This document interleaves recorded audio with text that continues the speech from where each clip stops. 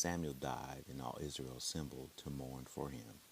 They buried him at his home in Ramah. David then sent off and went down to the desert of Moab. Now there was a man in Moab whose business was at Carmel. The man was very rich. He owned 3,000 sheep and 1,000 goats. He was then at Carmel having his sheep shorn. The man's name was Nabal, and his wife Abigail. She was a woman of intelligence and beauty, but the man was miserly and churlish. He was a Calebite. When David heard in the desert that Nabal was at his sheep shearing, he sent 10 men off, having said to them, "Go up to Carmel, visit Nabal, and greet him from me. For this is what you shall say to my brother. Peace to you, peace to your family, peace to all that is yours. I hear that you now have the shearers. Your shepherds were with us recently. We did not molest them, nor did they lose anything all the while they were at Carmel. Ask your young men, and they will tell you. I hope that you will give me a welcome, coming as we do on a festival. Whatever you have to hand, please give to your servants and to your son David." David's men went and said all this to Nabal for David and waited. Nabal retorted to the men in David's service, "Who is David? Who is the son of Jesse? There are many servants nowadays who run away from their masters. Am I to take my bread and my wine and the meat that I have slaughtered from my shearers and give it to men who come from I know not where?" David's men turned on their heels and went back, and on their arrival told him exactly what had been said. David then said to his men, "Every man buckle on his sword." And they buckled on their swords, and David buckled on his too. And about 400 followed David, while 200 stayed with the baggage. Now one of the young men told Abigail, Nabal's wife. He said, "David sent messengers from the desert to greet our master, but he flared up at them. Now these men were very good to us. They did not molest us. We lost nothing all the time we had anything to do with them, or we were out in the country. Night and day they were like a rampart to us. All the time we were with them, minding the sheep. So now make up your mind what you should do, for the ruin of our master and his whole family is at certainty, and he is such a brute that no one can say a word to him." Abigail hastily took 200 loaves, 2 skins of wine, 5 sheep ready prepared, 5 measures of roasted grain, 100 bunches of raisins, and 200 cakes of figs, and loaded them on donkeys. She said to her servants, "Go on ahead, I shall follow you." But she did not tell her husband Nabal. As she was riding her donkey down behind a fold in the mountain, David and his men happened to be coming down in her direction, and she met them. Now David had decided it was a waste of time my guarding all this man's property in the desert so that he lost nothing at all.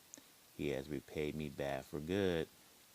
May God bring unnameable ills on David and worse ones too, if by morning I leave a single man Jack alive of all who belong to him." As soon as Abigail saw David, she quickly dismounted from the donkey and, falling on her face in front of David, prostrated herself on the ground. She fell at his feet and said, "Let me take the blame, my lord. Let your servant speak in your ear. Listen to what your servant has to say." "My lord, please pay no attention to this brute Nabal, for his nature is like his name.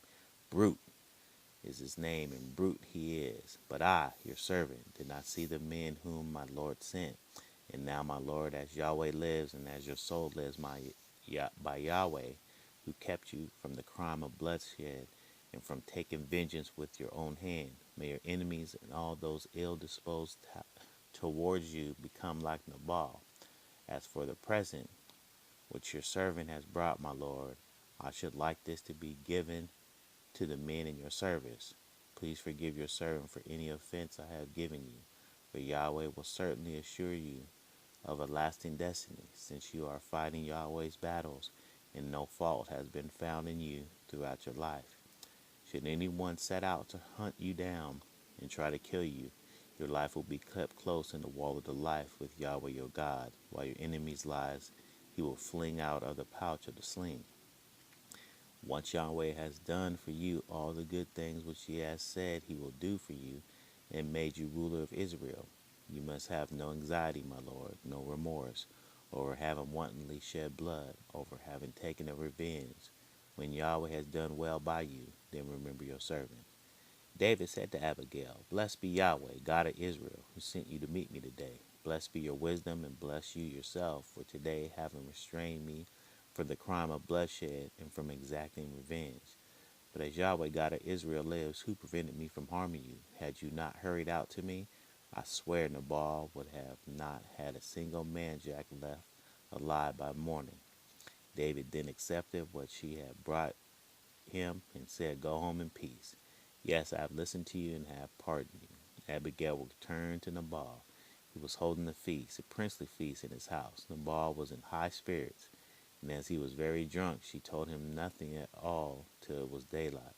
In the morning, when Nabal's wine had left him and his wife told him everything that had happened, his heart died within him and became like a stone. About 10 days later, Yahweh struck Nabal and he died. When David heard that Nabal was dead, he said, Blessed be Yahweh for having defended my cause over the insult which I received from Nabal, and for having restrained his servant from doing wrong.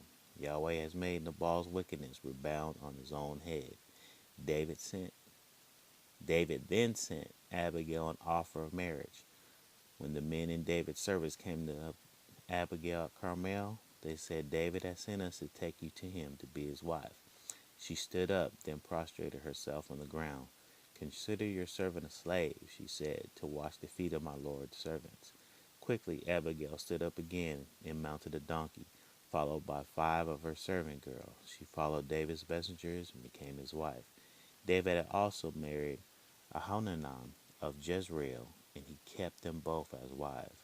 Saul had given his daughter Michal, David's wife, to Patal, son of Lesh, from Gileam.